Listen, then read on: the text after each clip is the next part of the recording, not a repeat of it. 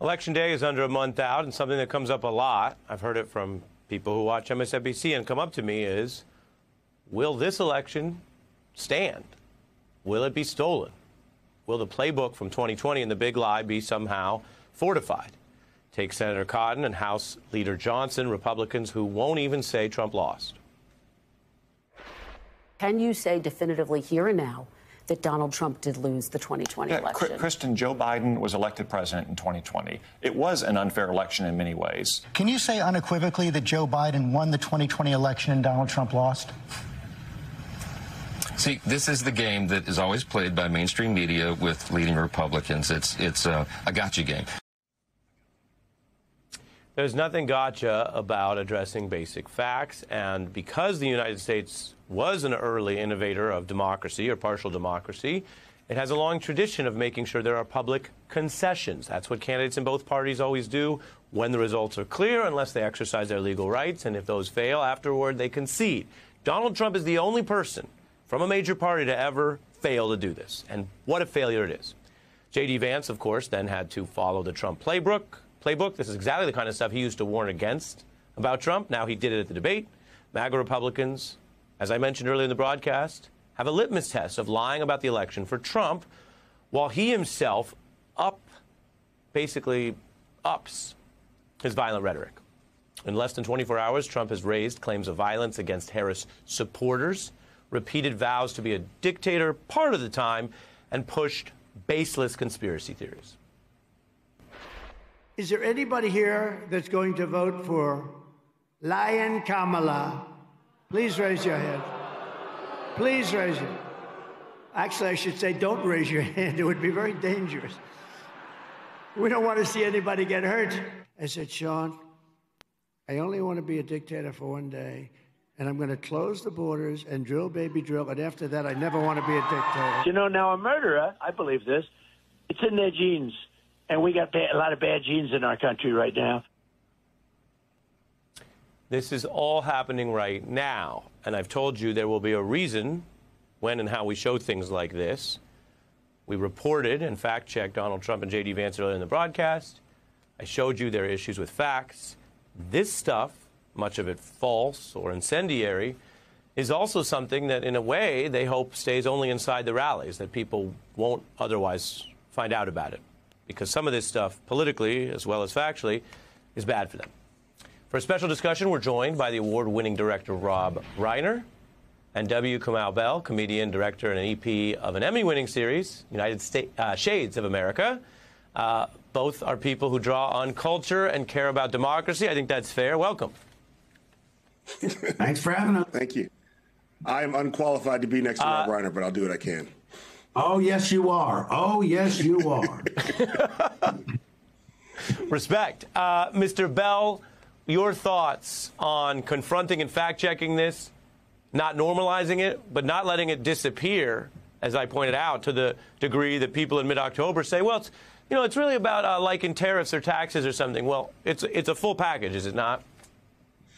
Yeah, I mean, I think it's very clear that Trump is telling us who he is. As the great Maya Angelou says, when someone tells you who they are, believe them the first time. And he's told us who he is many times, even before he went down that elevator, when he took out the ad in the New York Times calling for the death penalty of the exonerated five. So this is all real. And Trump and Vance are really a symbol of a failure of American democracy from top to bottom, that they aren't disqualified to even run for this office because this country sort of doesn't have the spine that it claims to have to stand up for democracy. Rob? Well, you talked about it earlier in the show about this whole idea. He's frightened of being fact-checked, He won't go on 60 Minutes because he's frightened of being fact-checked. Well, I suggest, and this is very tough for the media because it's a fire hose of lies. This man just never stops lying about everything he says. So my suggestion is for the media to truth check him. In other words, assume everything he says is a lie. And then every once in a while say something true. That's true, you say. So let him go on 60 Minutes and you just tell the audience nothing out of his mouth is going to be true. And when he does say something true, we'll say, okay, well, that's true. And then you just assume everything else is a lie. I cannot believe we're in this position that we're in right now. It's like being in some insane asylum. What position are we in? Well, we're in a position where you have one person who's spent her life dedicated to public service, who's worked hard, who has good values, is a good person. And on the other side, you've got a convicted felon who's been an adjudicated rapist, who tried to overthrow the government and is a pathological liar. That's the difference. And the fact that it's a close race, to me, it's insanity. I mean, how can we have a situation where you got one person qualified for the job? And by the way, tell me a campaign where Dick Cheney and AOC are voting for the same person. What campaign is that?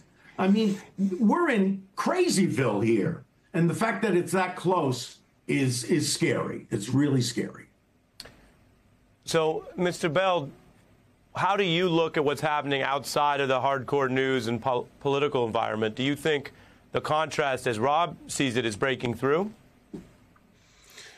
I mean, you know, I think as Rob and as you know, the reason why you can have this is that one person is completely unqualified and criminally unqualified for the job, and one person is qualified, but somehow it's a tight race, comes down to race and comes down to gender. Like, if Kamala was a rich white man, the race probably wouldn't be as close, but Kamala wouldn't be Kamala if she was a rich white man. So I think it's clearly this country still has an uninvestigated race problem that we are afraid to investigate, and the MAGA movement is trying to push further and further down by taking books about race and racism out of schools, and therefore this race is neck and neck. And then on top of that, if this was just a popular vote that won the election, it wouldn't be tight. We all would believe that Kamala would win the popular vote, but we have the leftover slaveholder math of the Electoral College to put a thumb on the scale. So it's just a real indicator of what this country is not, which is democracy is what we tell our kids in school, but it's not what we're living.